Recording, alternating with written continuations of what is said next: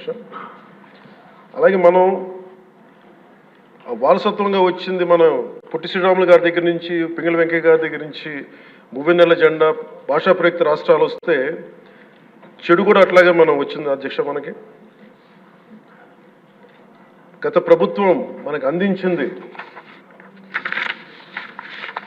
కీలకమైన పోలవరాన్ని పూర్తి చేయకపోవటం, సకాలంలో పోలీసులకు కానీ మిగతా ఉద్యోగులకు కానీ జీతభత్యాలు ఇవ్వలేకపోవటం, అన్ని డిపార్ట్మెంట్స్లో నిధులు మళ్లింపు, కనీస రోడ్లు కానీ బ్రిడ్జెస్ కానీ మౌలిక సదుపాయాలు లేకుండా చేయటం, రివర్స్ టెండరింగ్ అని కానీ వ్యవస్థలను నిర్వీర్యం చేయటం, సహజ వనరుల దోపిడీ, ఎర్రచందనం దోపిడీ, ఋషికొండ ఇలాంటి వైజాగ్లో ఎర్రమట్టి దిబ్బల్ని అడ్డగోలుగా నాశనం చేసేయటం, మద్యం ద్వారా కూర్చోబెట్టి అరాచకాలు చేయటం, పెట్టుబడులు వద్దామని ఎవరైనా వస్తుంటే వాళ్ళు భయపెట్టేసి రివర్స్ సెంటరింగ్ అని చెప్పి వారిని పారిపోయేలా చేయటం పారిశ్రామికవేత్తలని.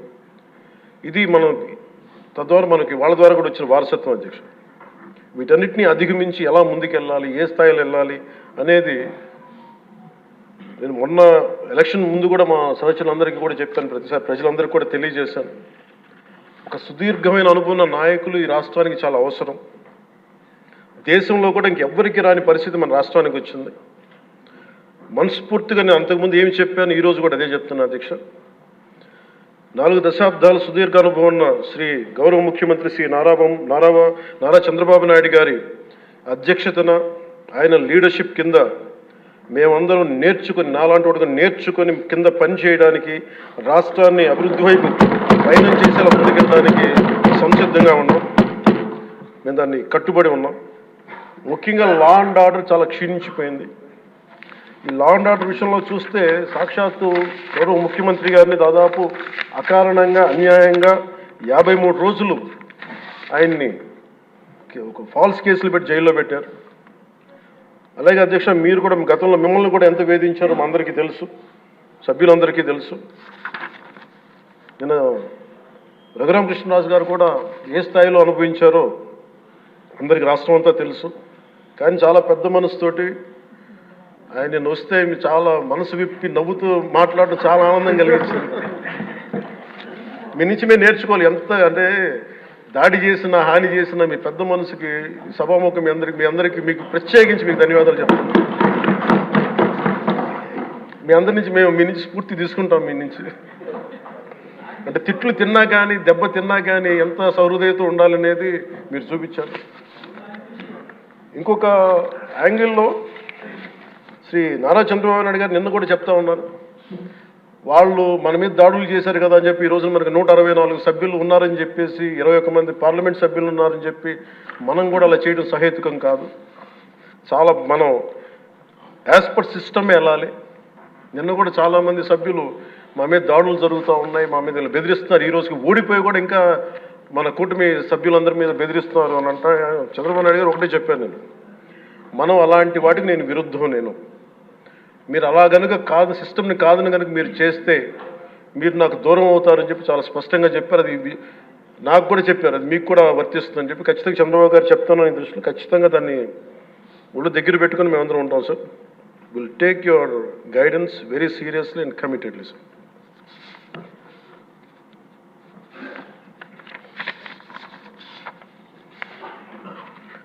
అలాగే కేంద్ర నాయకత్వం నిన్న ఈరోజు ఇందాక న్యూస్లో చూసిన అధ్యక్ష, 15,000 కోట్ల రూపాయలు మన ఏ అమరావతి లేకుండా ఈరోజు వరకు ఇబ్బంది పడతాం, అలాంటి అమరావతికి కేంద్ర మంత్రి మన నాయకులు గౌరవ ప్రధానమంత్రి శ్రీ నరేంద్ర మోదీ గారు బడ్జెట్లో ఈ రోజున 15,000 కోట్ల రూపాయలు అమరావతి కోసం రిలీజ్ చేసినందుకు సహృదయంతో మనస్ఫూర్తిగా కూటమి తరఫున మా అందరి తరఫున కూడా వారికి ధన్యవాదాలు తెలియజేస్తాం అధ్యక్ష.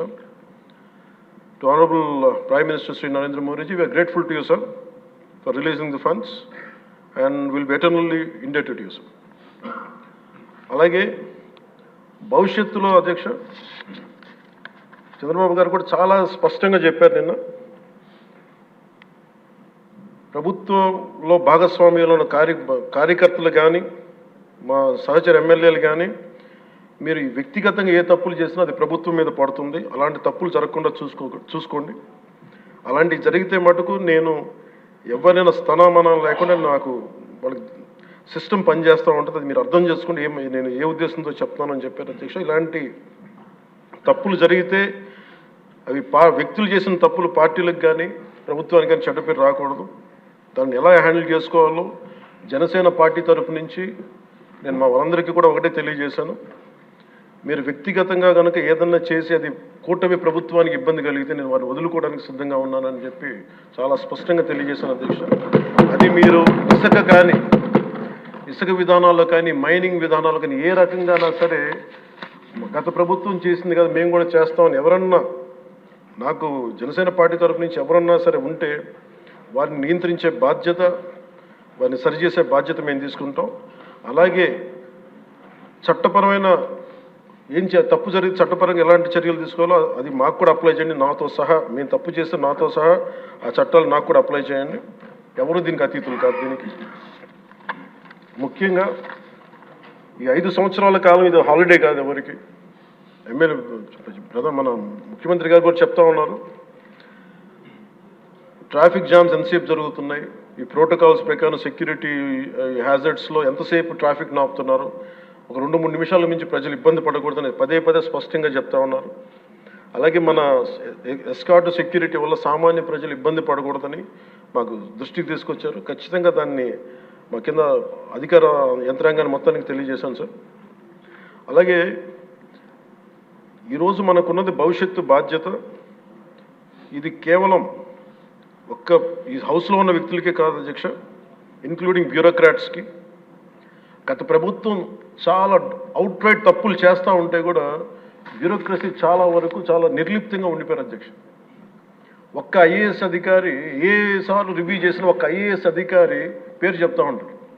ఈ రోజున ఐఏఎస్ అధికారి ఏ శిక్ష పడకుండా వెళ్ళిపోయాడు. ఇలాంటి పరిస్థితులు జరుగుతూ ఉన్నాయి. So bureaucracy also has to take responsibility. And of course media ఏ సమస్యని హైలైట్ చేయాలి, ఏ సమస్యని హైలైట్ చేయకూడదు, ఏది ప్రజలకు అవసరం అనేది మీడియా మీద కూడా బాధ్యత ఉంది అధ్యక్ష. అలాగే సామాజిక మాధ్యమాలని స్థాయి దాటి మాట్లాడితే వారికి ఎలాంటి వాళ్ళని ఎలా పరిమితం చేయాలనేది కూడా ఒకసారి హౌస్ అందరూ ఆలోచించాలి. ఒకసారి దీని మీద ఒక విధి విధానాలు రూపొందించాలని కోరుకున్నాను అధ్యక్ష.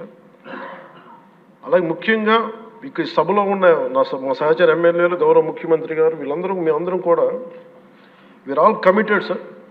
రాష్ట్ర భవిష్యత్తు కోసం, పునర్నిర్మాణం కోసం మేము సర్వం త్యాగం చేయడానికి సిద్ధంగా ఉన్నాం. తప్పులు జరిగితే వ్యక్తులు తప్పులు అవుతాయి కానీ పార్టీలు తప్పులు అవ్వం. సో ముగింపు వాక్యాలుగా అధ్యక్ష, కవి సామ్రాట్ శ్రీ విశ్వనాథ్ సత్యనారాయణ గారు చెప్పిన మాట ఒకటి అధ్యక్ష, అన్ని అనర్థాలకి మూలం మానవ ప్రవృత్తి హేతువు కానీ, వాని జాతి కానీ, కులం కానీ, మతం కానీ, ప్రాంతం కానీ కాదు.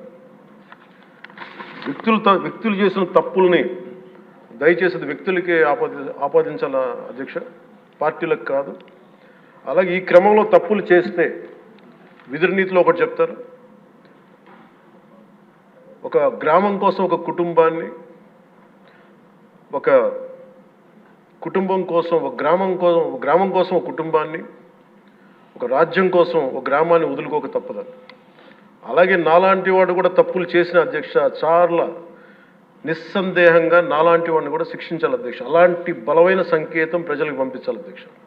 మేమందరం కూడా తప్పు ఎవరు చేసినా అది మనమే దాన్ని ముందుకు తీసుకెళ్ళకపోతే, నేను కూడా దీనికి సంసిద్ధంగా ఉన్నాను. నా ద్వారా ఏదన్నా తప్పులు జరిగినా, అవకతవకలు జరిగినా నా మీద కూడా చర్యలు తీసుకోవాలి. అది let it be any kind of issues sir.